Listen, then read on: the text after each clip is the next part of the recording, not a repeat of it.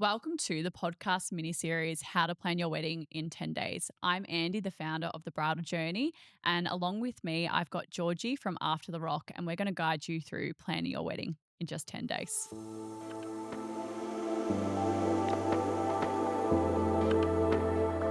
Today's all about aesthetics, from florals to table settings. We'll help you design decor that feels personal and stunning. And I've got my co host, Georgie, who is the ultimate wedding planner and stylist to help us set the tone for your entire wedding day. So, Georgie, where do couples start when styling their wedding?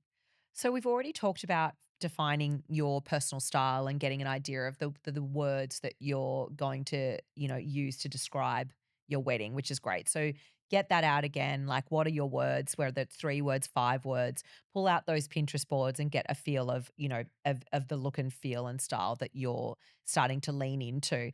And then you've got your venue now. So you've secured your venue. You can go do a site inspection if you like, or look at photos online, and you want to look around and see like what is already there. So, do you like the chairs that are in the venue? Like, we really go down to basics. Like, do you like the tables? What sort of tablecloths do they offer? Do they offer tablecloths that go to the floor? Or are they, are you needing to bring in different cloths? Are you going to want to use a different color? We start to layer here. So it's really important to start with the foundations and putting in, I guess, costs as well as an idea of what you're going to need to bring in. So I always start there. Is there like is does the venue need a bar? Does the venue need you to bring in external furniture? So start there.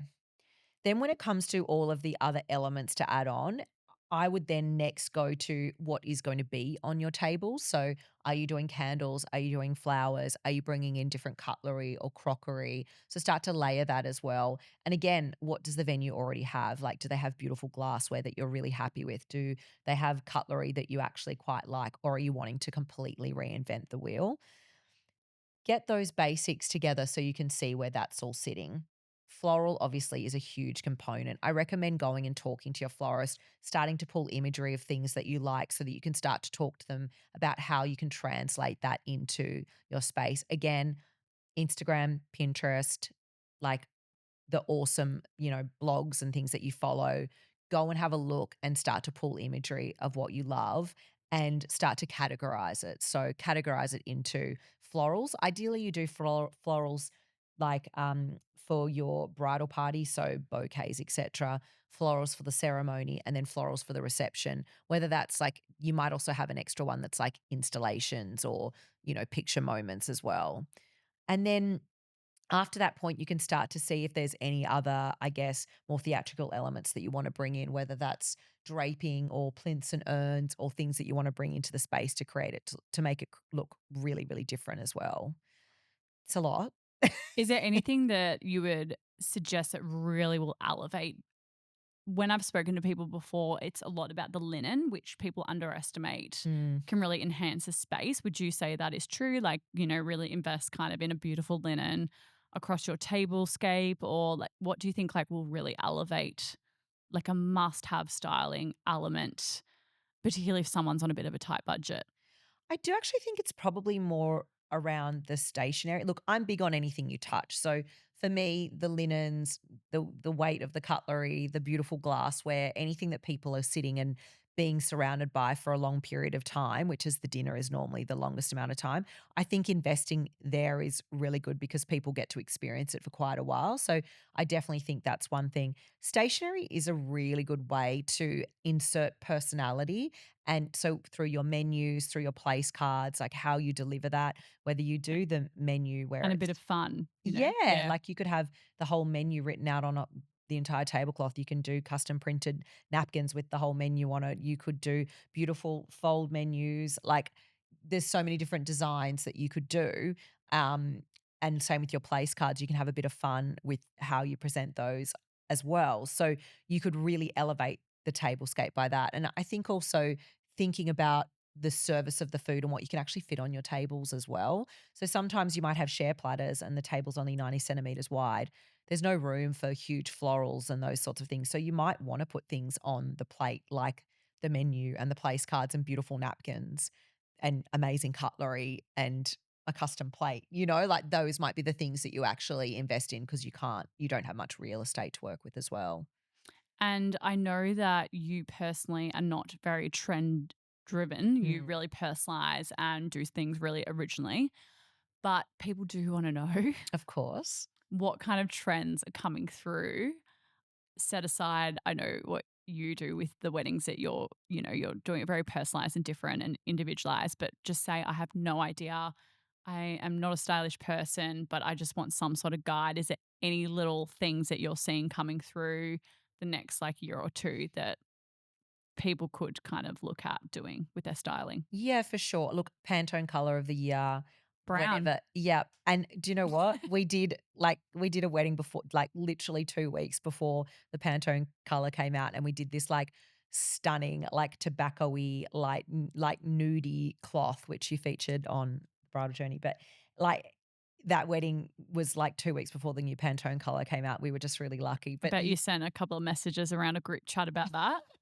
Look, we yeah, picked this. Yeah. exactly. Exactly. We were right there. So, look at what the colors are that are coming up. Definitely, yeah, a cloth color can really elevate a space, like changing the color of the cloth for sure.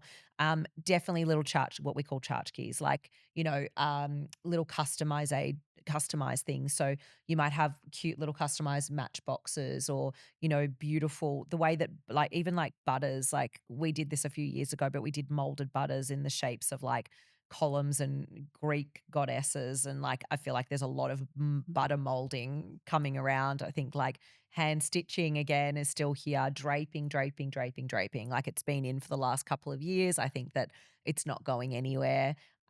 Definitely like a statement moment that people can get a photo in front of, or we've been doing a lot of like studios. So it's like a beautiful setup with amazing lighting. And we do have a photographer there, but you could just have amazing lighting and gorgeous floral backdrop or a cool backdrop, and people like get a photo of themselves. People make a big effort to go to your wedding. It's nice for them to then have a gorgeous portrait afterwards.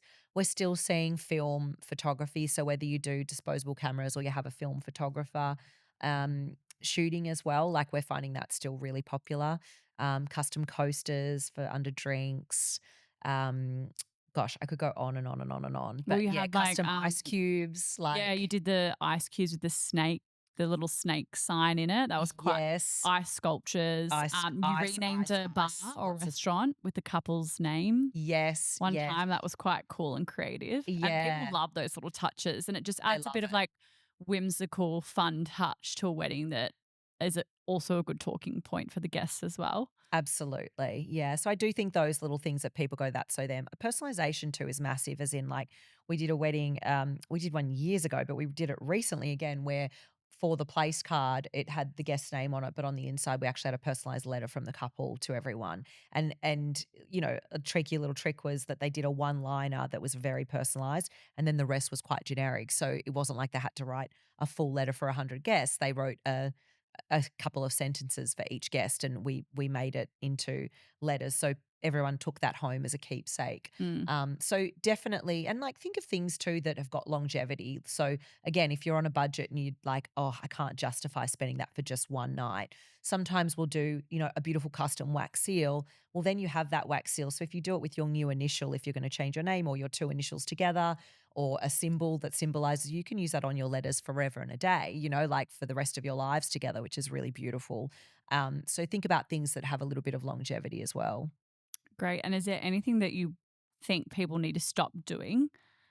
For instance, the welcome sign. Like we all know we're there for that bride and groom. Do we need a welcome sign to their wedding? Yeah. Anything Andy, that you you know just me, I don't love signage. I just think exactly that. signage needs to go? We're there. We're there, We know everyone what. like, I understand if you're in a space where there's, like, 3 weddings happening at the same time, but that's very, very, very unusual in Australia, at Mm, least. mm. But, I don't think we need a big and if you are gonna do signage, do it in a different way. Like, we've done it as an announcement that this is the couple now because they've just got married, so we used their surname and had, like, the Caseys written, in a huge neon before neons were cool. But we did an incredible huge neon in an amazing, special calligraphed hand, and it was in front of like all this greenery. It looked very cool as people walked into the space. So it was kind of like introducing that couple. So it really made sense.